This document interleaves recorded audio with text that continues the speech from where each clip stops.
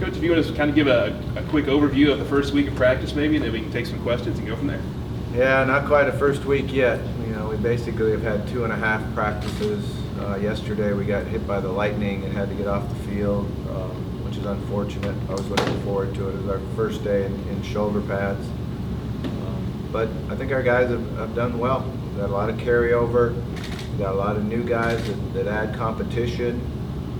So we're just trying to install right now our offense, defense, starting kind of over again. So it's their second and some guys third times through it since spring ball. So I think it's going well. We got a lot of work to do.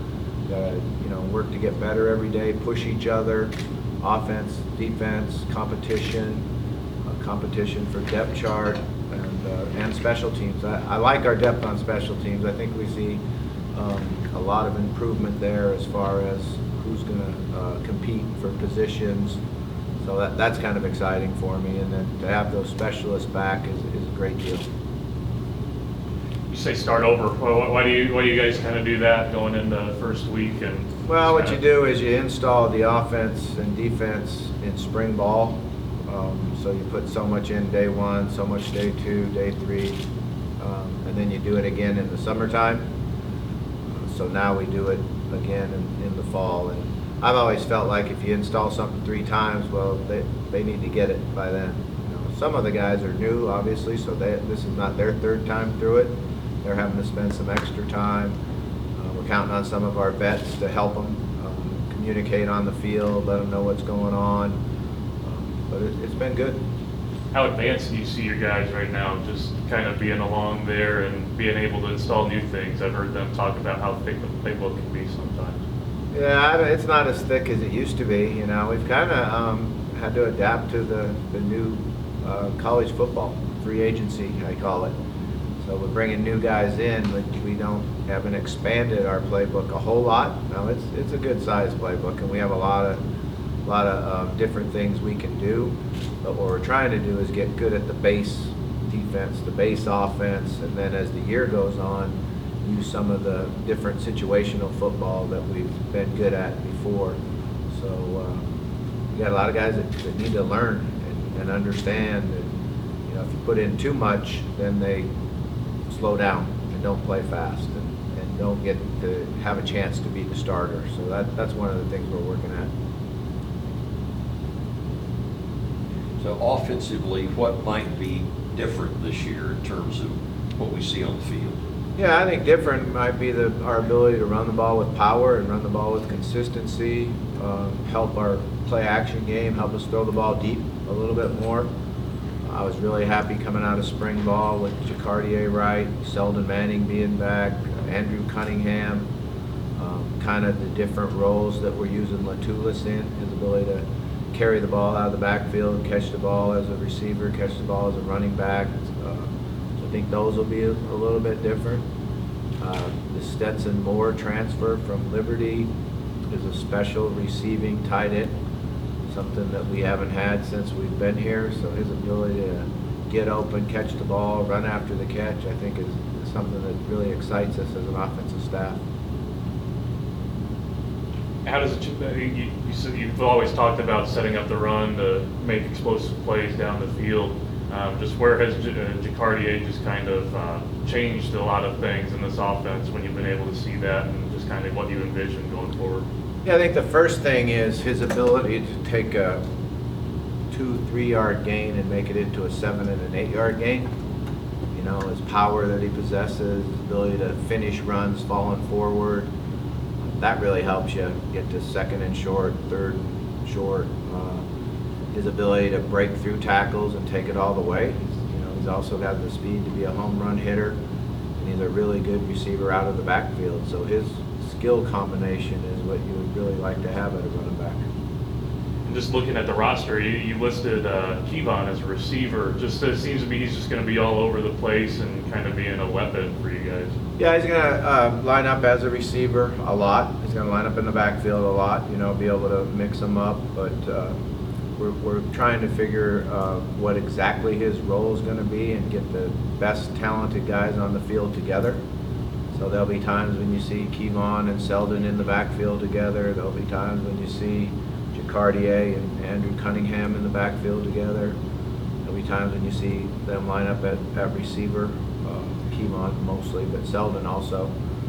So just trying to utilize our talent. We still have a lot to learn on that. You know, we've got to give the experience to the players, let the coaches experience, see how we're scripting it, how we're utilizing it in practice, and then at some point here kind of hone it in and make our packages and keep them small enough so we can practice them enough and execute them. You've touched on Cunningham a couple times. Just where is he now compared to what you recruited? He's been through a few injuries, and just how far along is he to be able to be the type of guy you guys wanted, because you were high on him when you got him? Yeah, I thought he really did a good job in spring of getting better each day out there at practice, and showed flashes. But our first 3 practices so far, he's ahead of where he was at spring. His quickness, his decisiveness on making cuts, his ability to catch the ball. He's definitely going to be one of our weapons, and the different ways that we can utilize him, I think, is up to us as coaches to make sure that we understand what his skill set is, because he can run the ball, he can block, and he can catch the ball. So we just got to make sure that he stays healthy. Jason Shelley had such a great year. How can you challenge him now to get even better? We challenge him every day. That's one of the things that our quarterbacks understand, that diamonds are formed under pressure. So we put a lot of pressure on them to basically work to be perfect in practice, but make the right decisions, be accurate with your throws, take your weapons. I think that's one of the things he needs to learn, just as we do as coaches, that what are the weapons that these players possess? How do I utilize them? How do I dump the ball off more because our backs can catch it, get yards for me? So the combination of understanding his personnel around him, how to utilize them, and maybe be a little bit more patient. One of the things he's great at is he has great confidence that he'll make throws and he can anticipate and get the ball out early. But now I think he should have the idea that I do have some really good guys to check the ball down to and let them make some plays for me when maybe that window is a little bit tight. So that's always the struggle as coaching a quarterback is I don't want to take away any of his aggressiveness, but I want to make sure that he understands he's got guys around him that can make plays. How comforting is that, knowing that he's been in the system before? There's probably a lot of teams with transfer portal guys that are coming in for the first time at such a key position at quarterback, but having a guy that's been in the system before coming back this year being your offense. Yeah, I think it's really comforting for the players around him. The confidence that they have and the calls he makes to help the O-line, the calls he makes to help our protections. It makes everybody confident to go out there and play fast and execute and know that he's going to work to handle the situations and the pressures that come up.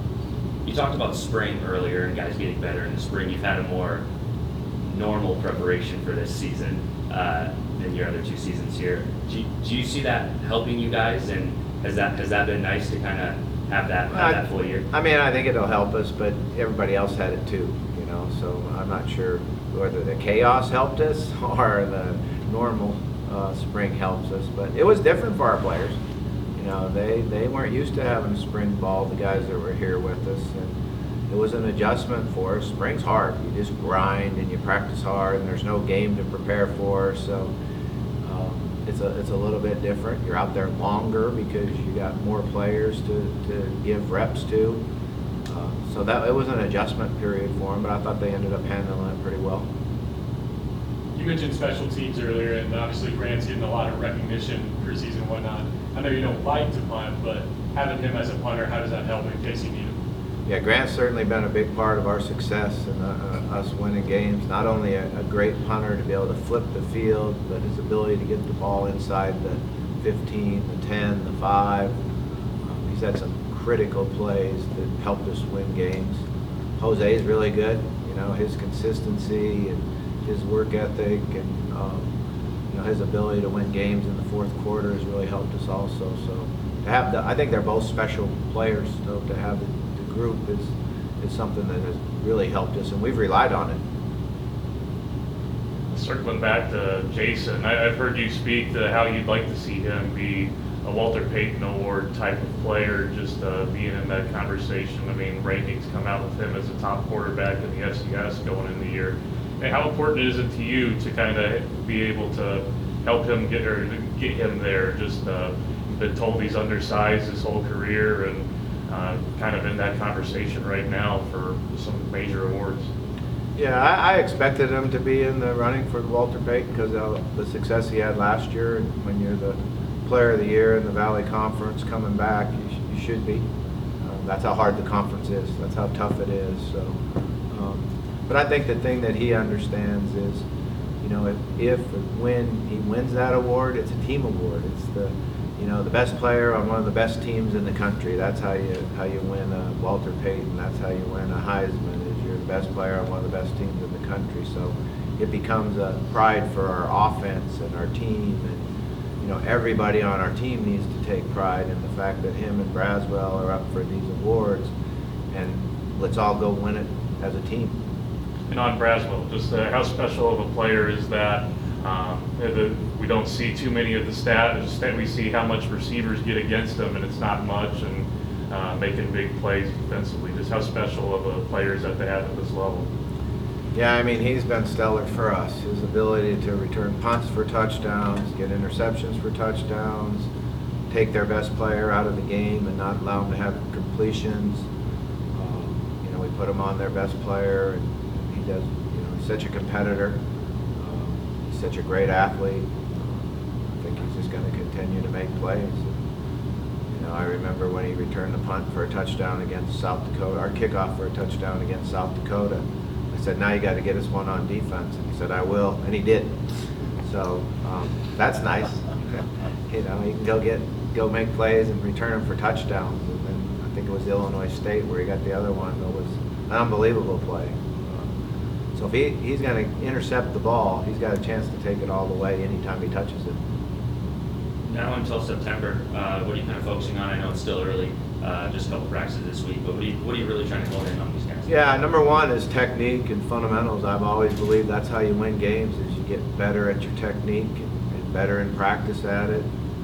If our offensive line gets to their technique quicker than their defensive line does, we have a chance to really win on offense. If our defensive line gets to their technique quicker than the offensive line does, they have a chance to be successful in that play. So, stance, get off is always huge on the two fronts. So that's a big thing that we're working at. And then the other players just understanding that they need consistency. Be consistent on a play-to-play basis and on a day-to-day basis on your attitude and effort. If we can have great attitude, great effort every day we go out there, we're going to continue to improve and be a really good football team. Last night at the Sneaker Soiree, I was talking to Kyle Motes. I interviewed him, and he talked about how exciting it is right now for Missouri State, and especially the football team. You mentioned the football team multiple times. How exciting is that for you, and how much pride do you guys have knowing that you guys are such a staple of the athletic department here? Yeah, I think what's exciting for me is to see the change in our players since we've been here. When we first got here, you could see that they've been beat up a little bit, the way they walked around campus. I used to walk around campus just to see guys on campus, see how they carried themselves and what they did. And it was hard. I didn't like what I saw, so we just tried to work on going forward, getting better every day. They've done a great job of that. The guys that have been here and when we came and that are still here, the way they've been able to change their expectations of themselves and their teammates is something that I think is really special. You've had some NFL receivers. Just Ty Scott seems to be a candidate for your next one. Just a different look to him when he has the ball in his hands after the catch. It's a little quicker sometimes. Just what's next for him this year, coming off the best receiving year in school history? Yeah, I think he's had a great offseason. He's gotten stronger. He's carrying a little bit more weight right now than he did last year at this time. Just try to see, how that helps him. Hurt him a little bit in conditioning the other day. He felt it. So he'll probably cut it down about 3 or 4 pounds and be right above 200, 202, 203. But he's got a chance to be a real special player. I think he's very motivated. He understands the offense better, and he's been been more of a leader to us by example, by how hard you practice and how hard you go each play. And I keep asking about this receiving depth. Just a lot of seems to be him, and then just kind of a question guys behind him that are a lot of newcomers. Just how are you seeing that play out so far? And a guy like Larry Wright trying to learn offense in short notice. And how's that Yeah, I going? mean, it's going to be a lot of competition and a lot of unknown for a little while. You know, I think Jordan did a great job in spring, and I've got confidence in him. And he's worked extremely hard. He's in better shape than he was in the spring, so he can play faster, longer, which helps. Larry's done a nice job. He's big and got quick feet. He's going to miss a couple days here. Unfortunately, had a death in the family, so that'll set him back a little bit. But he's very motivated. Seems to really have a motivation to get in the depth and play. So that helps him a lot. Liked what I seen from Liam O'Reilly. You know, he can play both outside and inside. He's really consistent with his route running and catching ability, so he'll make some plays for us catching the ball. And then our little scat guys are doing a good job running after the catch. You know, Sharp keeps getting better. Davion Mitchell is a really good player. Unfortunately, he's going to miss the first 2 games with academic issue. So that's disappointing, but he will be back and play a lot of the season. But we will miss him the first couple of games. It would have been nice to have him in there because he has experience and shown make plays that helped us win games.